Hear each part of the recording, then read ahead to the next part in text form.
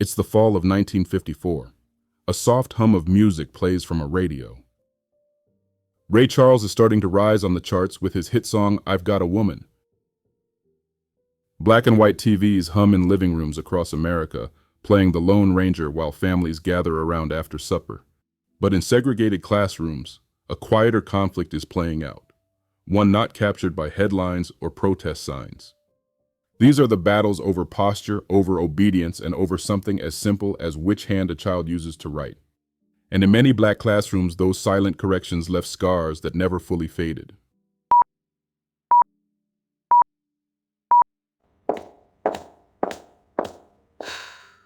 Use your right hand. The pencil shifts, and in that instant, something completely natural becomes something shameful. Scope News decided to investigate. What's the deal with being left-handed? And why was it so frowned upon in black communities? What we uncovered was shocking and deeply disturbing. And it didn't stop at school either. It went further than that. Later that evening, the same child sits at the dinner table, surrounded by family. They reach for a fork with their left hand, instinctively, without thinking. Grandma doesn't even look up. We don't eat with that hand in this house. Yes, ma'am. Then comes Sunday. Church clothes pressed, hair slicked back. Another child sits quietly in the pew, bows their head, and folds their hands, left over right. A nearby church elder leans in with a whisper as cold as the sanctuary floor. Don't you know? That's the devil's hand, he says with sternness. What we found wasn't just cultural habit. It was a hidden form of punishment, one that turned an ordinary biological trait into something shameful, one that misled teachers, misinformed families, and mislabeled children, especially black children. Globally, about 1 in 10 people are left-handed.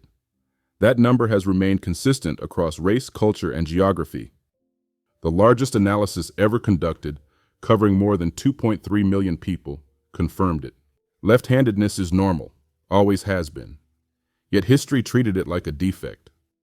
Western language alone tells part of the story.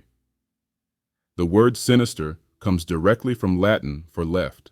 Religious imagery reinforced it. God's chosen at his right hand, the rejected pushed to the left.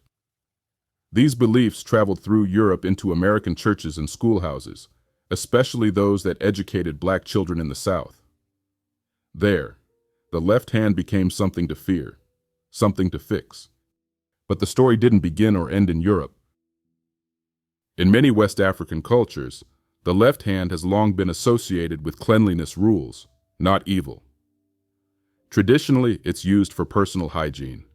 That's why greeting elders, passing food, or offering money with the left hand is considered disrespectful. Those cultural norms crossed the Atlantic with enslaved Africans and survived for generations. In isolation, they were about etiquette. But when combined with Western religious fear and American school discipline, the result was a full-blown stigma. By the mid-20th century, being left-handed in a black household or classroom meant facing correction at every turn. Some children were forced to sit on their left hand. Others had it tied behind their back.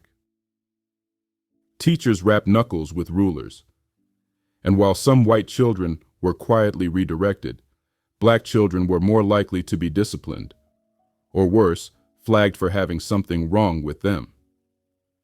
That's where science entered the conversation and was completely misunderstood. Today, we know there is a small but statistically significant connection between left-handedness and some neurodevelopmental conditions. A 2025 meta-analysis, which reviewed over 400 studies and more than 200,000 individuals, confirmed that those with autism and some language-based disorders were more likely to be non-right-handed. As you can see, the study was definitely interesting. But this does not mean that being left-handed causes a disorder. It simply reflects how early brain development can influence both language and hand dominance. In other words, it's a correlation, not a red flag. But in schools, especially underfunded schools serving black communities, That distinction was rarely made. Teachers unfamiliar with the science interpreted left-handedness as a symptom of something wrong. If a child also struggled to read or sit still, it was enough to trigger a special ed referral. Even the tools in the classroom made things worse. Left-handed scissors didn't become widely available until the mid-20th century, and even then, most schools didn't provide them. That meant left-handed children were stuck using right-handed scissors, which forced them to twist their hands or cut awkwardly. When they couldn't perform basic tasks smoothly, teachers often assumed it was a motor issue or developmental delay, when really it was a design flaw in the tools, not the child. These small misunderstandings added up, and for Black children, they often turned into labels. In 1979, Larry P.V. Riles uncovered how California's school system had been using culturally biased IQ tests to place Black boys into EMR classes, educable mentally retarded. Those boys weren't disabled. They were different. And too often, different included something as small as the hand they wrote with. That pattern hasn't disappeared. Today, federal civil rights data collection still shows that Black children are disproportionately placed in special education for subjective categories like emotional disturbance or specific learning disability.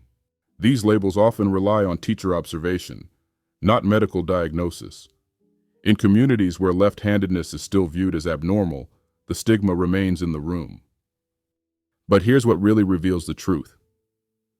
Once schools began relaxing hand dominance rules in the 1980s and beyond, the number of left-handed people rose, not because more people were born left-handed, but because fewer were punished for it. Suppression, not biology, erased left-handers from older generations. That's why elders say, "We didn't have lefties growing up." They did. Those lefties just learned to hide. Many of those elders passed down the same corrections they received. A grandmother who was taught to eat with her right hand trains her grandchildren the same way, not out of cruelty, but out of habit. Clarence, you put that spoon in your right hand. But Grandma, it's easier this way. I said no. Folks don't take kindly to left-handed eating. Do as you're told. Yes, ma'am. A church elder who was told the devil favors the left repeats the warning, thinking it's wisdom. But those lessons handed down like scripture still shape how Black children are raised and how they're judged. Scope News dug into it all, and here's the truth. Left-handedness isn't a special need. It's not a diagnosis. It's not a flaw. There is nothing wrong with being left-handed at all, because the real curse was never in the hand. It was in the reaction. Scope News tells the truth. Here are the facts. This report draws from the global meta-analysis on handedness, covering over 2.3 million participants, from studies in West African cultures on hand-based etiquette, from school records and practices on forced hand switching, from the 2025 second-order meta-analysis on left-handedness and neurodevelopmental patterns, from civil rights data collection on special ed disparities, and from Larry P.V. Riles, a landmark case that revealed the disproportionate tracking of Black students into special education. We also reflect firsthand family experiences passed down across generations. Legal disclaimer: Scope News provides this content for educational, informational, and cultural analysis purposes. All data reflects the best available evidence at the time of publication. Viewer discretion is advised. Cultural experiences may vary. If corrections or additional context are needed, please contact us directly.